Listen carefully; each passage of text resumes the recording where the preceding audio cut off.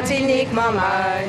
Oh, nous ni mémoire, c'est l'histoire pays à qui là. À aimer ses airs, à aimer ses airs, à aimer ses airs. Alors, si la Martinique de papa a vécu, il faut bien avoir assez d'imagination pour essayer de concevoir une Martinique nouvelle. Je ne suis pas du tout pessimiste, mais je dis simplement que nous sommes à un tournant et il faut savoir prendre ce tournant. Tout le problème est de savoir comment on va le prendre. Si on va le prendre avec les yeux braqués sur le passé ou braqués sur l'avenir.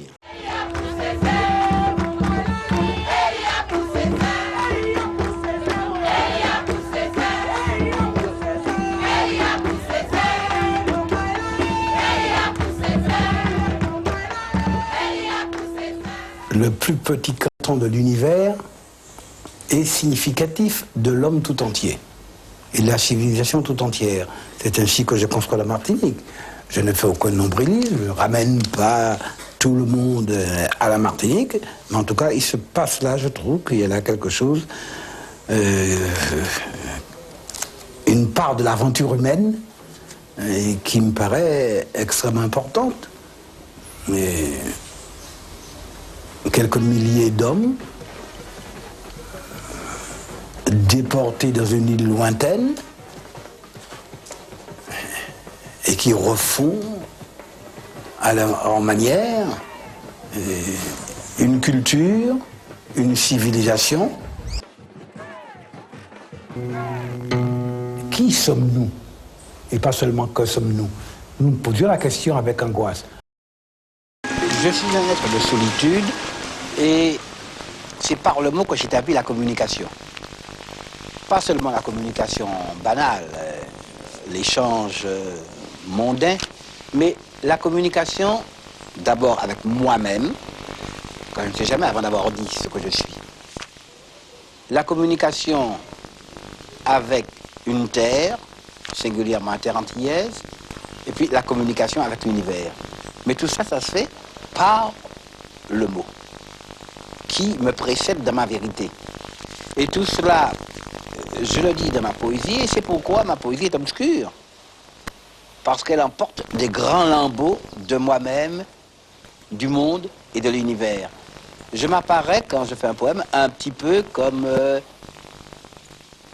celui qui porte le masque dans la civilisation africaine, ou même dans la civilisation océanienne. Par le masque, on accède à un autre monde qui est le monde du sacré. Nous, Antillais, nous, nègres, il faut, nous qui avons tout tant subi, nous qui avons subi l'histoire, il faut aussi faire l'histoire et en réalité, faire ces petites choses, c'est en définitive apposer son sceau, apposer son empreinte, l'empreinte d'un homme, mais l'empreinte d'un peuple, l'empreinte d'une culture sur une civilisation et sur le monde. Démoniaque, n'est-ce pas? Grandiloquent, mais il y a de cela en moi. L'appel que je fais à l'antillais, c'est qui explique des choses, il faut qu'il soit un démiurge. De briques, de brocs, des débris, n'importe quoi, mais refaire le monde. Il y a un côté de l'appel que je fais à l'antillais, c'est qui explique des choses, il faut qu'il soit un démiurge pour devenir un homme. Papa loco, où c'est vent, où s'en allait. Demande trop aux hommes, mais pas assez aux nègres, madame. S'il y a une chose qui, autant que les propos des esclavagistes méritent, c'est d'entendre nos philanthropes clamer, dans le meilleur esprit sans doute, que tous les hommes sont des hommes, mais qu'il n'y a ni blanc ni noir. C'est penser à son aise et hors du monde, madame. Tous les hommes ont même droit. J'y souscris. Mais du commun lot, il en est qui ont plus de devoirs que d'autres.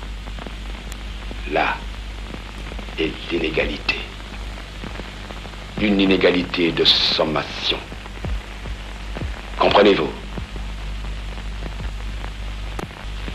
À qui fera-t-on croire que tous les hommes, je dis tous, sans privilège, sans particulière exonération, ont connu la traite, la déportation, l'esclavage, le collectif ravalement à la bête, le total outrage, la vaste insulte, que tous ils ont reçu plaqués sur le corps, au visage, l'omni-niant crachat. Nous seuls, madame, vous m'entendez? Nous seuls les nègres. Alors au fond de la fosse, c'est bien ainsi que je l'entends, au plus bas de la fosse. C'est là que nous crions, de là que nous aspirons à l'air, à la lumière, au soleil. Et si nous voulons remonter, voyez comme s'impose à nous le pied qui s'arc-boute, le muscle qui se tend, les dents qui se serrent, la tête. Oh, la tête large et froide. Et voilà pourquoi, madame, il faut en demander aux nègres plus qu'aux autres. Plus de travail, plus de foi, plus d'enthousiasme. Un pas, un autre pas, encore un autre pas, et tenir gagné chaque pas. Je suis émancipationniste. C'est un bon vieux mot, mais il exprime bien ce que je suis. Je suis pour l'émancipation de l'homme. Autrement dit, libérer l'homme de tout carcan, de toute contrainte. Dans émancipation, il y a quand même mancipium. C'est in manu capere, prendre quelqu'un en main. Alors, émancipation, c'est se prendre en main soi-même. C'est ça qui, pour moi, est une valeur essentielle.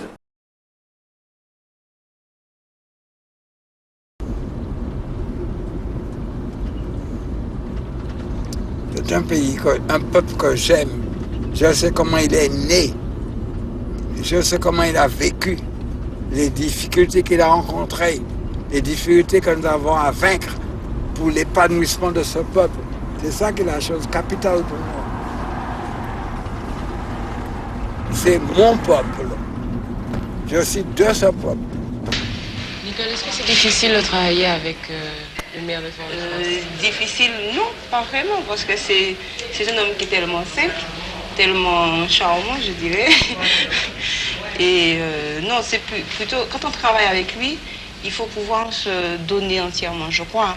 Il est très exigeant. Non pas qu'il soit exigeant, non, pas du tout.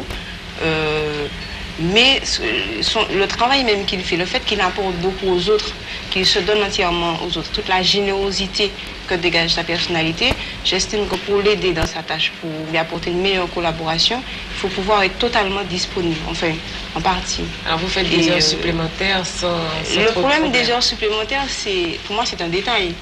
Non, ce qui est essentiel surtout, c'est que je pense que chacun doit pouvoir donner le meilleur de lui-même pour l'aider à accomplir la tâche qu'il s'est assignée, parce que bon, il est toujours plus soucieux du bien-être des autres. Il s'occupe beaucoup de ses administrés, il passe son temps sur les chantiers, son temps dans les quartiers de Fort-de-France, pas tellement dans les bureaux. Parfois on le regrette un peu, mais enfin on comprend très bien qu'il est surtout préoccupé par les questions sociales, les questions particulières de chaque famille. Et ça, je n'exagère pas disant parce que vraiment, il s'arrête chaque jour dans un quartier, chez la petite dame du coin qui a un problème pour sa maison, chez le monsieur du coin qui a peut-être un enfant avec des problèmes sociaux, parfois des problèmes familiaux. Ça, un maire est toujours confronté à ce genre de problème. En tout cas, celui-là, c'est un homme de terrain, c'est un homme de cœur surtout. Ça, c'est extrêmement important parce que j'ai rarement... Je fais de la philosophie. Et puis, il y a eu la guerre, il y a eu les problèmes, et on ne pouvait se désintéresser de notre pays. Alors mais j'étais tout naturellement un homme de gauche, moi. Et des camarades sont venus me voir, voilà, on va faire des élections, et nous pensons que ce serait bien, nous souhaitons que t'offrir de devenir député. Je dis, moi je n'y connais rien, ça ne fait rien, il faut, nous, intellectuels, on n'a pas le droit de se désintéresser de notre pays. C'était une époque où on pensait qu'il fallait renouveler la Martinique et le Parti communiste martiniquais a fait une liste aux élections et, à ma grande surprise, j'étais sous la liste. Ouais. Ben, j'ai été élu, c'était une grande surprise et je suis devenu un homme politique presque sans le vouloir. Et je n'ai pas osé leur dire non. Mon Dieu, qu'est-ce qui arrive? Et qu'est-ce qui m'arrive? Je deviens maire de Fort-de-France. Autrement dit, rien ne m'avait préparé à cette éventualité, rien ne m'avait prédisposé à remplir les fonctions qui devaient être les miennes pendant près de 45 ans. Et la vie politique m'a dévoré et très certainement m'a détourné un peu, même considérablement, de ma voie initiale, de ma vraie vocation certainement, mais enfin c'est la vie. Et la vie est quand même, qu'on le veuille ou non, toujours enrichissante. Par exemple, je me suis beaucoup fatigué dans des tâches qui peuvent paraître secondaires, dans des tâches municipales, dans des tâches édilitaires. Je me dis, après tout, est-ce que je ne pourrais pas utiliser mon énergie à faire autre chose? Mais après tout, quand on regarde, on se dit, j'ai fait un peu de bien, au moins c'est concret. Et je crois que finalement, cette vie politique, cette vie même municipale, m'a apporté quelque chose de très important, c'est précisément la vie et le concret. Je ne suis pas devenu un songe creux, je ne suis pas devenu un intellectuel enfermé dans sa tour, précisément parce que jamais chez moi le cordon ombilical qu'on représente cette liaison avec le peuple et avec mon peuple, si vous voulez, n'a jamais été coupé. Et ça, c'est extrêmement important. La création, c'est la vie continuée. Mais par conséquent, ça me paraît tout à fait normal qu'un poème débouche sur la création d'une route, d'une école ou d'une crèche. C'est de la poésie. Avec des bouts de ficelle, avec des rognures de bois, avec de tout, tous les morceaux bas, avec les coups bas, avec des feuilles mortes ramassées à la pelle, avec des restants de draps, avec des lassos lacérés, avec des mailles forcées de cadènes, avec des ossements de murènes, avec des fouets arrachés, avec des conques marines, avec des drapeaux et des tombes dépareillées par rhombes et trombes, de bâtir. Il faut peut-être dire que Césaire est le seul écrivain antillais qui ait réussi son retour au pays natal. La plupart des écrivains antillais viennent un temps au pays, ne peuvent pas rester, ne peuvent pas vivre, s'en vont, reviennent, partent. Césaire est celui qui est resté, moi laminaire, celui qui est resté accroché à l'île, qui a supporté ses problèmes, ses caractères, ses côtés parfois petits, parfois douloureux, et qui a toujours été là. Je crois que c'est la première leçon qui nous donne une sorte de leçon d'endurance, une leçon de courage. Et à nous qui sommes constamment errants, constamment nomades, je crois qu'il nous rappelle que le vrai combat se mène à l'intérieur du pays.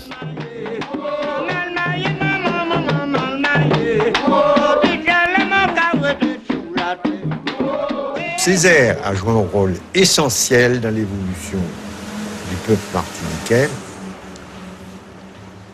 Il a fait de la population martiniquaise un peuple.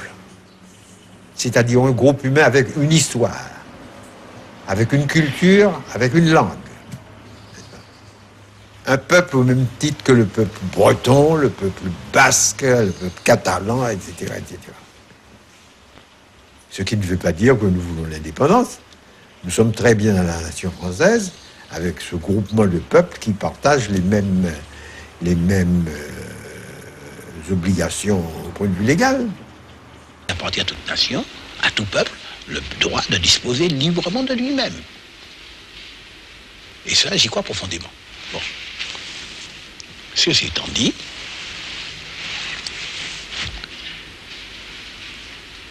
la politique que doit suivre cette nation, dépend des aspirations de ce peuple. On peut choisir de se séparer, on peut choisir de se fédérer, on peut choisir de s'associer. Il y a tout un champ de possibilités qui s'offre à nous. Tous les choix sont possibles. Il n'y a qu'un seul qui soit immoral, c'est un choix qui nous amènerait à disparaître, qui nous amènerait à nous suicider.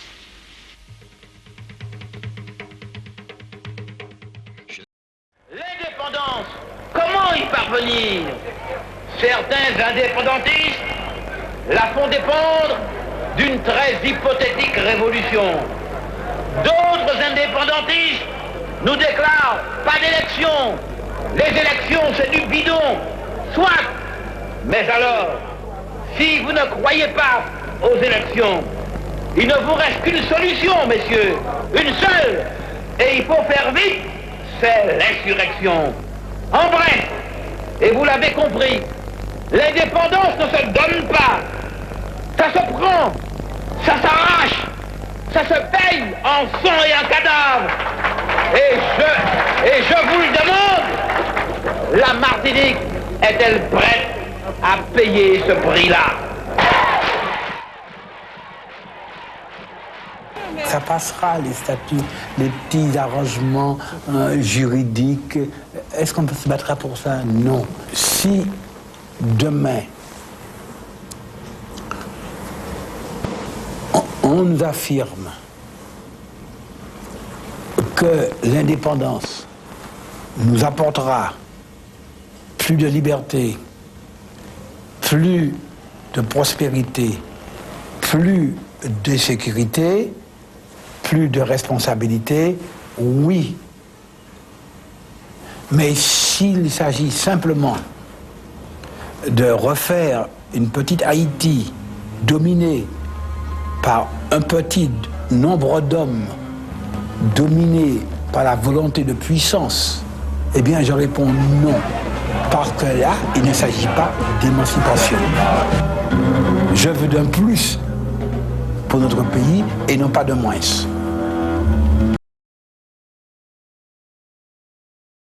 Autant j'ai approuvé la démission de Césaire du Parti communiste français en 1956, autant j'étais persuadé que Césaire, en arrivant à la Martinique, aurait créé un nouveau parti communiste, mais surtout un parti communiste qui aurait été pour l'indépendance à l'époque, qui aurait été pour l'indépendance. Or, ce n'est pas du tout, si vous voulez, dans les intentions de Césaire à l'époque. Je lui en ai voulu pendant assez longtemps, de cette réserve, de ce refus de prononcer le mot magique d'indépendance, en tout cas, qui à l'époque me paraissait magique. On en voulait un petit peu à Césaire de ne pas assumer complètement le rôle qu'on attendait de lui, c'est-à-dire qu'il se prononçait à la place du peuple. Et je crois que Césaire n'a jamais accepté ça. Il n'a jamais été tenté par ça, il n'a jamais été visité par cela, me semble-t-il, cette idée de se substituer au peuple et de dire à la place du peuple. L'indépendance! Il est temps de mettre à la raison ces nègres qui croient que la révolution, ça consiste à prendre la place des Blancs et continuer en lieu et place, je veux dire sur le dos des nègres, à faire le blanc. Il ne se mesure pas en libertés humaines confisquées, il se mesure en libertés nouvelles conquises et en liberté épanouie. Vous m'avez compris. Le PPM refuse de payer à n'importe quel prix une pseudo-liberté ou une pseudo-promotion, d'autant que le sang versé, c'est le plus souvent le sang des innocents.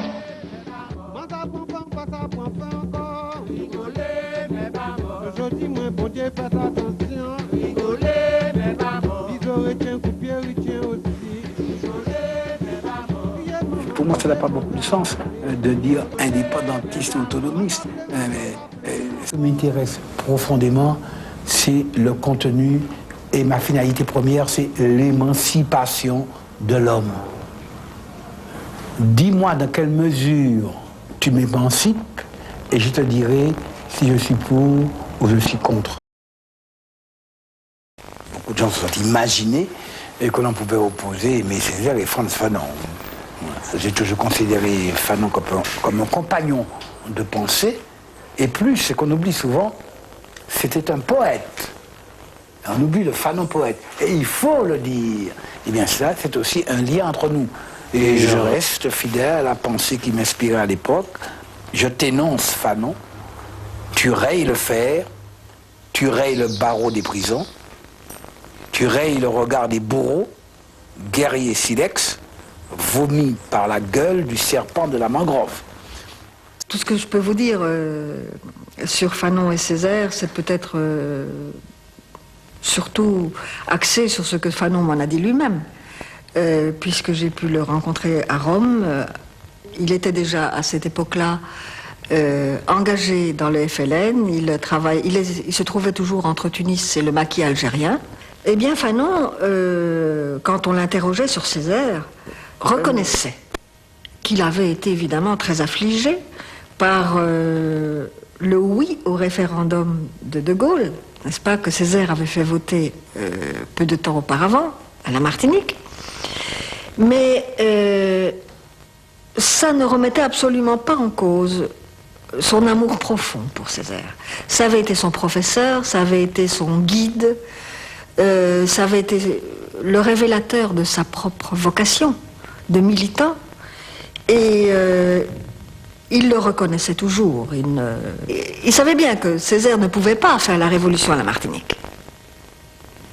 Il ne s'y attendait pas. Et il avouait que s'il avait quitté la Martinique, c'est à cause de cela. Et que la révolution n'était réalisable qu'en Afrique. Césaire est un poète profondément antillais, profondément martiniquais.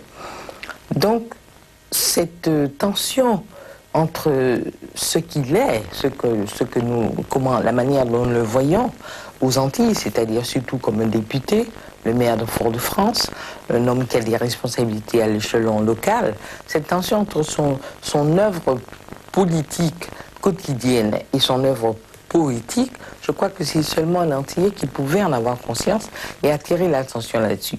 Je crois que j'ai été assez peut-être sévère pendant une époque de ma vie sur cette tension, mais que maintenant j'ai complètement changé parce que je crois que les contradictions et les conflits de Césaire sont en fait les contradictions et les conflits des Antillais dans leur ensemble.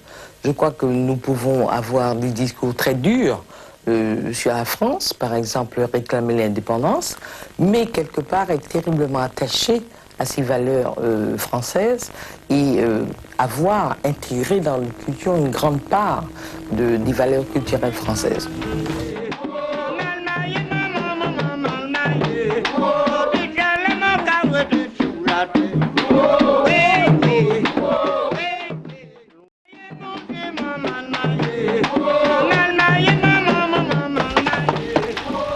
Par le théâtre, l'homme se projette et se voit.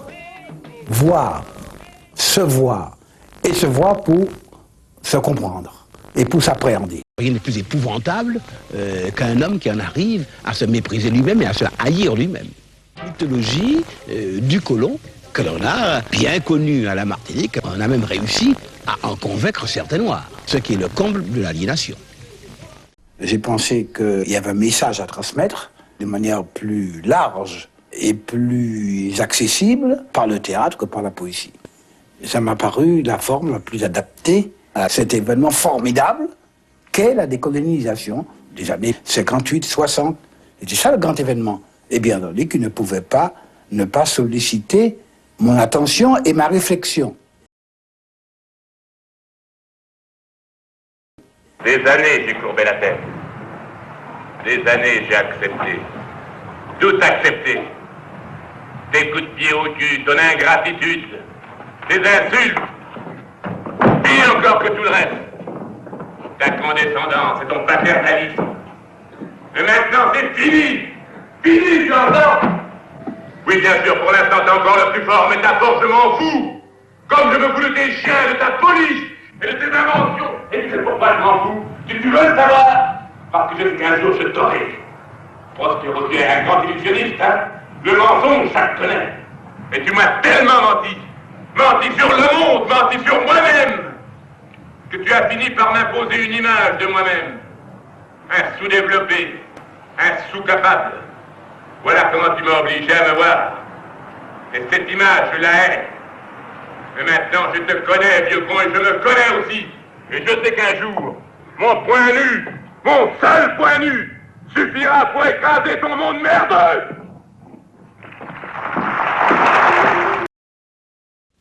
Il faudrait d'abord étudier comment la colonisation travaille à déciviliser le colonisateur, à l'abrutir au sens propre du mot, à le dégrader, à le réveiller aux instincts enfuis, à la convoitise, à la violence, à la haine raciale, au relativisme moral, et montrer que chaque fois qu'il y a au Vietnam une tête coupée et un œil crevé, et qu'en France on accepte, une fillette violée, et qu'en France on accepte, un malgache supplicié, et qu'en France on accepte, il y a un acquis de la civilisation qui pèse de son poids mort, une régression universelle qui s'opère, une gangrène qui s'installe, un foyer d'infection qui s'étend, et qu'au bout de tous ces traités violés, de tous ces mensonges propagés, de toutes ces expéditions punitives tolérées, de tous ces prisonniers ficelés et interrogés, de tous ces patriotes torturés, au bout de cet orgueil racial encouragé, de cette jactance étalée,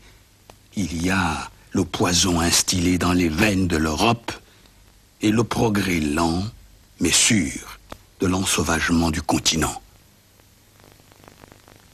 L'Europe est indéfendable. Il paraît que c'est la constatation que se confient tout bas les stratèges américains. En soi, cela n'est pas grave. Le grave est que l'Europe est moralement, spirituellement indéfendable. La bonne conscience de l'Europe. L'Europe est toujours contente d'elle-même.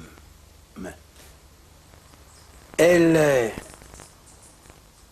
colonise, mais c'est pour civiliser.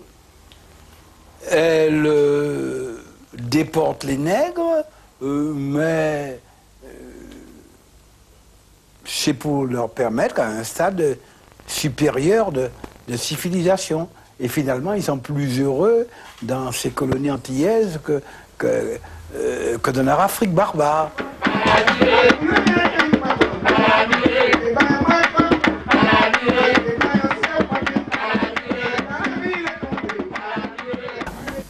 Et moi, c'est fondamental. Il faut se souvenir. Ça ne signifie pas que nous sommes de ressentiment, mais il faut se souvenir.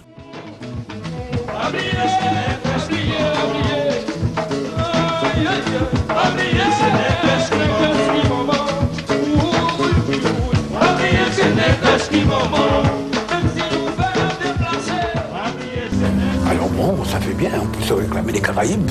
C'était de nobles guerriers, sont de nobles ancêtres. On peut se réclamer, oui, pourquoi pas des créoles fondateurs, oui. Ça peut s'accepter. L'Afrique, pensez donc. S'il n'y a pas de nègre premier, il n'y a pas de créole second, ça n'existe pas.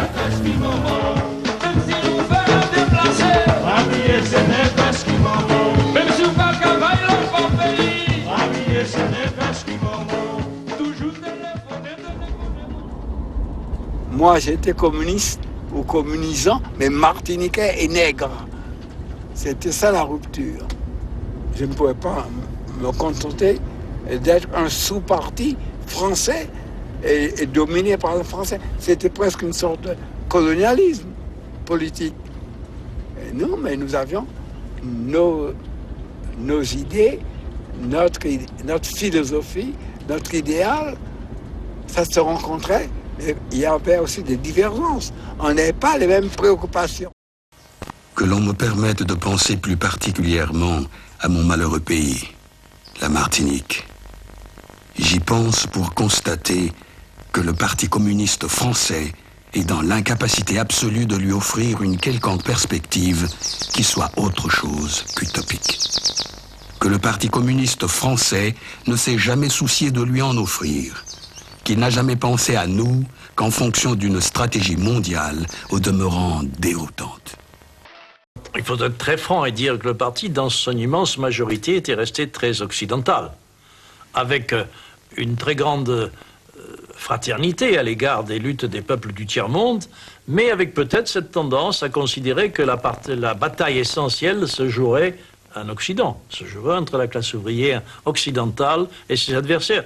Ce qui est vrai, c'est que dans les préoccupations des militants du parti, et par conséquent aussi de son appareil, les problèmes d'identité des peuples colonisés n'étaient pas niés, ils n'étaient pas sous-estimés, ils étaient simplement oubliés. Ce n'est ni le marxisme ni le communisme que je renie, c'est l'usage que certains ont fait du marxisme et du communisme que je réprouve. Ce que je veux, c'est que marxisme et communisme soient mis au service des peuples noirs, et non les peuples noirs au service du marxisme et du communisme.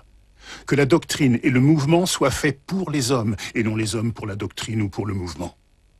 Et bien entendu, cela n'est pas valable pour les seuls communistes. Et si j'étais chrétien ou musulman, je dirais la même chose.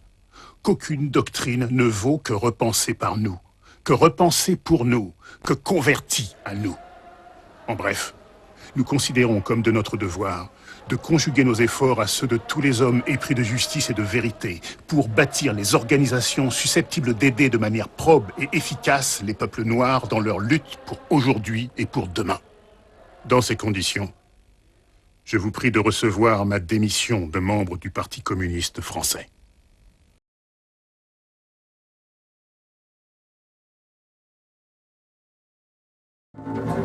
La rupture avec le stalinisme, c'était l'affirmation du droit des nègres à l'initiative. Césaire avait déjà dans le monde noir une stature, une présence, surtout en octobre 1956, à la veille de Suez, au moment de la Hongrie. J'ai été à Maurice Thorez, je suis rentré à la Martinique. Déjà, ma condamnation était décidée. J'ai été accueilli ici par des cris, par des insultes, un déchaînement incroyable. Autrement dit, j'ai été lâché par les Martiniquais, alors que ce que je souhaitais, moi, c'était que la lumière fût faite et que le dossier soit discuté. Ils ne m'ont pas donné la possibilité de discuter et d'exposer mes arguments. Donc j'ai été rejeté, j'étais le renégat selon le schéma classique. Et mes amis, car j'ai eu, si j'ai attaqué, j'ai eu aussi beaucoup d'amis qui spontanément se sont portés à mon secours. J'ai démissionné, je me suis représenté. À ce moment-là, j'ai fondé le Parti progressiste martiniquais. Alors mon choix, c'est de porter philosophiquement, si vous voulez. C'est l'autonomie. Ce que j'ai appelé même l'autogestion. Gérer nous-mêmes nos propres affaires. Faire des Antilles un centre de responsabilité. Eh bien, camarades, c'est parce qu'il y a des départementalistes obtus. Et c'est aussi parce qu'il y a des indépendantistes aventureux qu'il faut qu'il y ait un PPR. Ma décision a été prise très vite, hein, très vite. À croire que vraiment il y avait eu une incubation très lente. Bon, enfin, je n'ai pas hésité une seconde, j'ai pris ma plume et j'ai écrit ma lettre à Maurice Thorez. Ça s'est passé comme ça.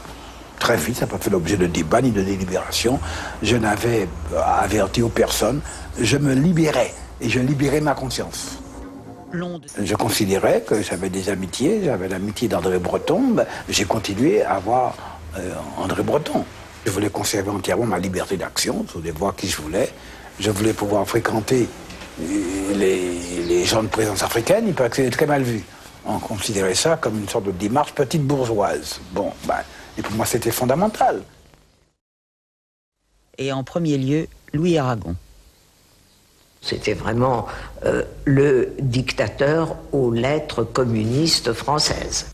Bon, alors, donc, il considérait qu'il était sans rival. Ou du moins, c'est ce que considérait l'Aragon social. Mais il restait quand même en lui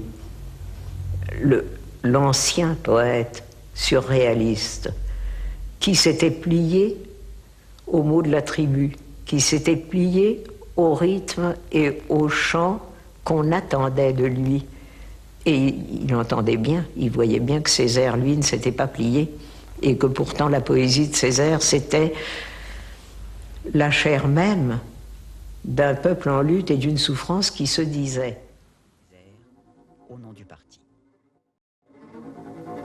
Je dois dire que le départ de Césaire était pour moi une chose beaucoup plus grave que toutes les attaques de nos ennemis.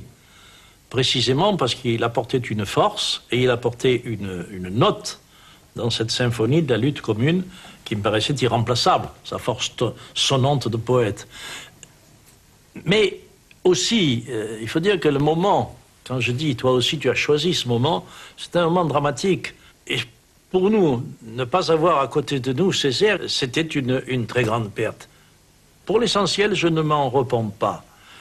Je ne me repens que d'une chose, c'est que la dernière phrase de ma lettre était échangée à la rédaction.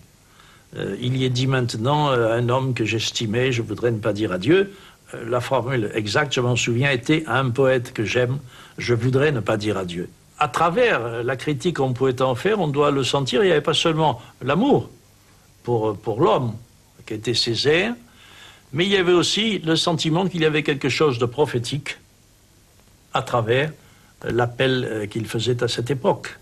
Voilà pourquoi c'est un drame qui est resté vivant, une plaie ouverte, mais pour ma part qui a été un moment important de ma propre évolution, en essayant d'intégrer la critique qu'apportait Césaire, sans pour autant renoncer à voir que dans un monde qui était de fait partagé en deux, nous avions à choisir. Et je ne regrette pas d'avoir choisi. C'était le moment où Budapest s'insurgeait déjà, mais il n'y avait pas encore eu de réaction de la part des Russes, quand la lettre apparut. En l'espace de quelques jours, les chars russes, envoyés par celui-là même qui avait dénoncé les crimes de Staline, ont tiré sur la foule des insurgés de Budapest. Alors, la lettre de Césaire a été, en somme, le moment où nous nous sommes dit on n'a plus de raison de rester, et le surlendemain, on a compris qu'il était inutile de rester. Il fallait tout reprendre à zéro et reconstruire, en somme, notre colonne vertébrale. Ele rompeu e nos mostrou que não era fácil naquele momento. Era enfrentar o gigante, era enfrentar o Deus do mundo, né? Que eram os partidos comunistas que dominavam. E Césaire teve essa coragem e essa luz que decorre da sua Carta dos Reis iluminou, eu acho que a consciência dos intelectuais. Homens de muitas diferentes posições políticas, mas dentro de uma mesma reflexão fundamental, que você tem homens como Neruda, ou como Garcia Marques, ou como Guilhem, ou como Jacques Roumain, homens como Dorival Caymmi, vindos de todos os horizontes, para uma caminhada que tem como objetivo fazer a vida do homem melhor.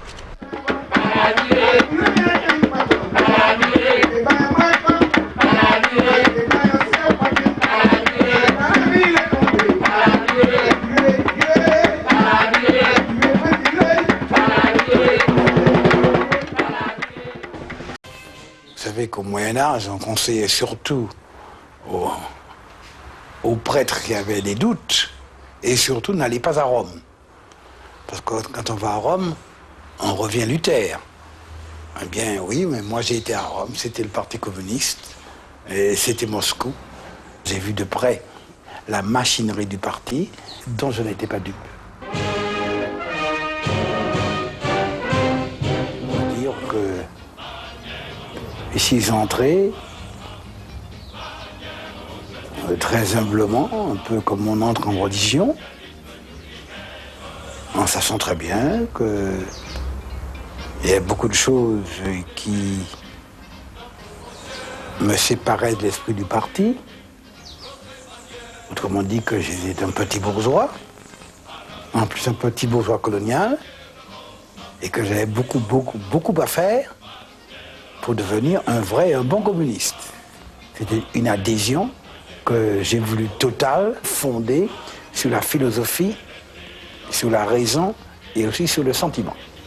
O César desse tempo era um César que fazia sua experiência comunista.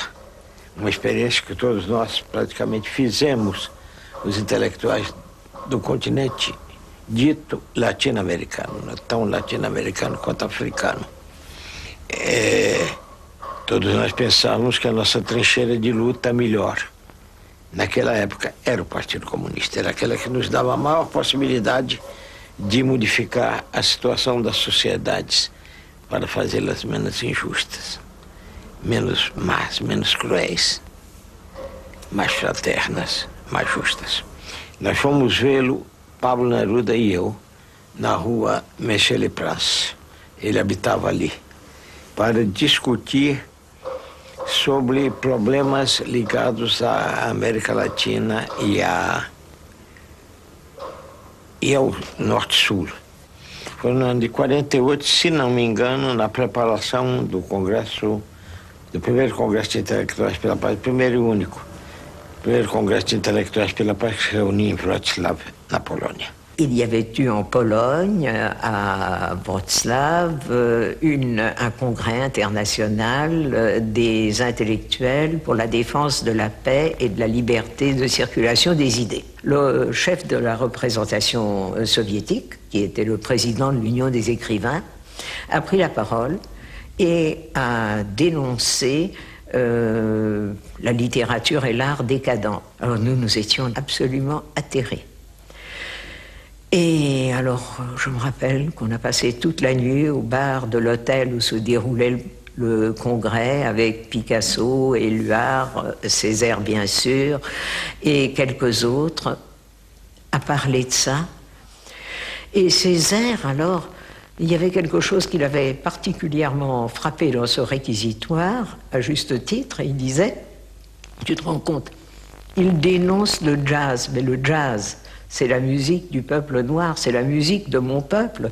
C'est une musique surgie de la douleur d'un peuple réduit en esclavage et il le dénonce comme une musique décadente. J'ai beaucoup souffert parce que vraiment j'y avais cru. Le sentiment, pas tellement que je m'étais trompé, mais que j'avais été trompé. Et à l'égard de mes camarades d'hier, aucun esprit de vindicte ni de haine. Au contraire, je les plaignais et je souffrais en m'imaginant quelle pouvait être leur souffrance à eux. Et je me rappelle, pendant plusieurs jours, on errait dans les rues de Paris, dans une accolade.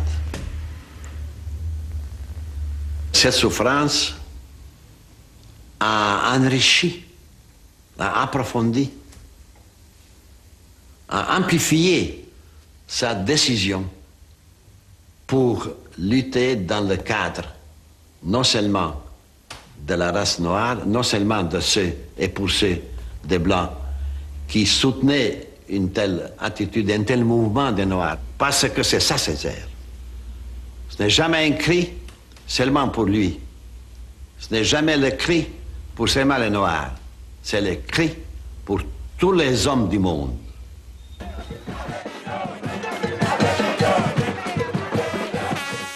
Le premier contact avec Aimé Césaire a eu lieu en été de 1934 dans une salle de ping-pong.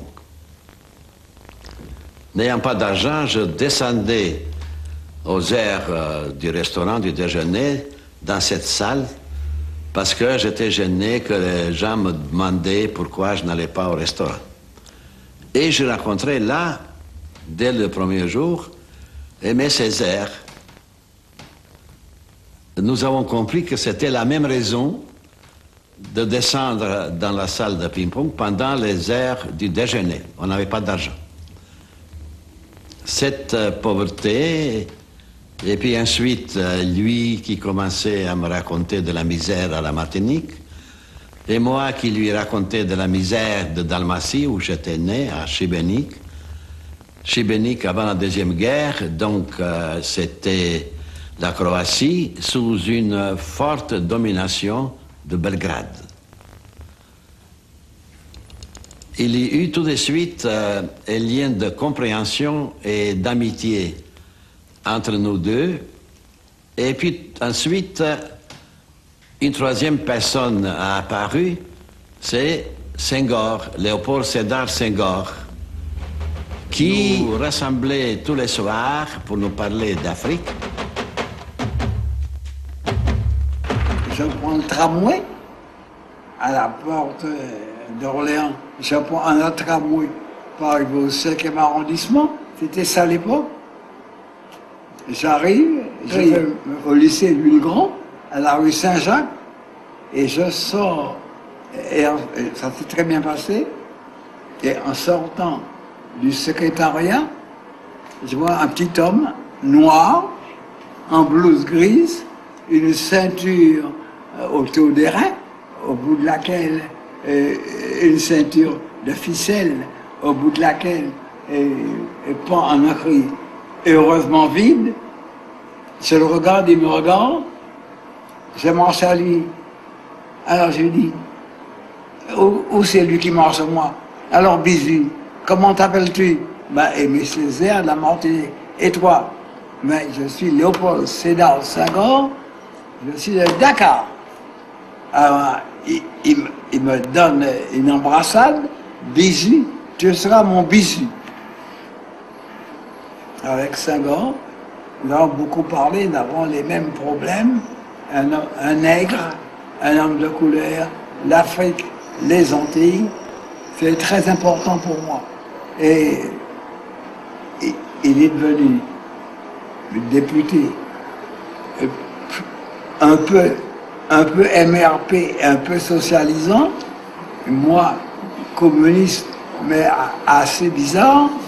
Et nous sommes restés très amis, très copains, jusqu'à la fin de sa vie. Césaire m'a paru tout de suite un homme souffrant énormément. Et peu à peu, il me découvrait la tragédie de la race noire, l'aliénation des Noirs et la honte que les Noirs, très souvent, veulent se moderniser parce qu'ils ont honte de leur race et de leur couleur. Et voici ceux qui ne se consolent point de n'être pas faits à la ressemblance de Dieu, mais du diable.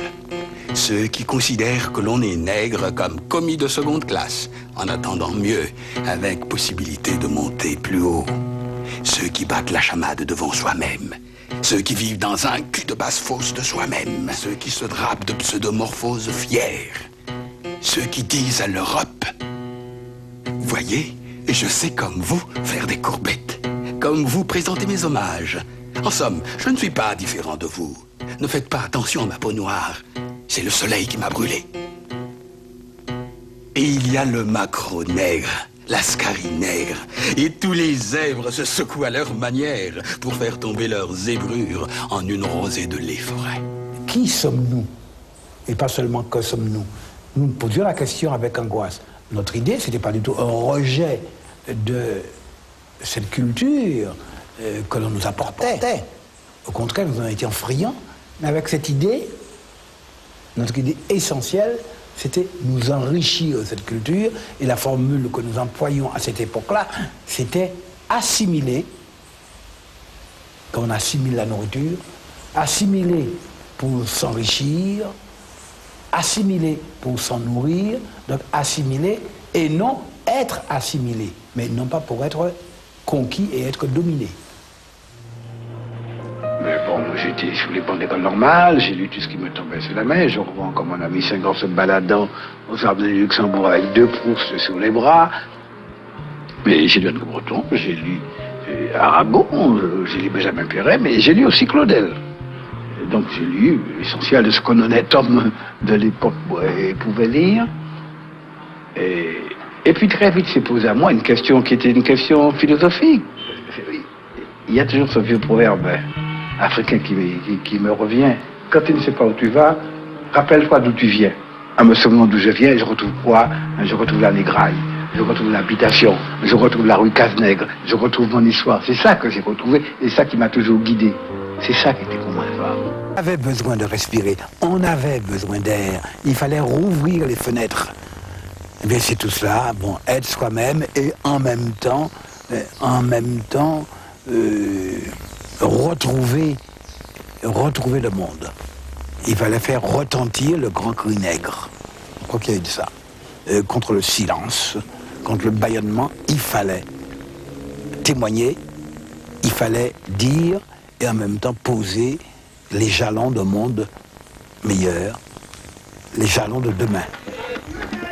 Terre muette et stérile, c'est de la nôtre que je parle.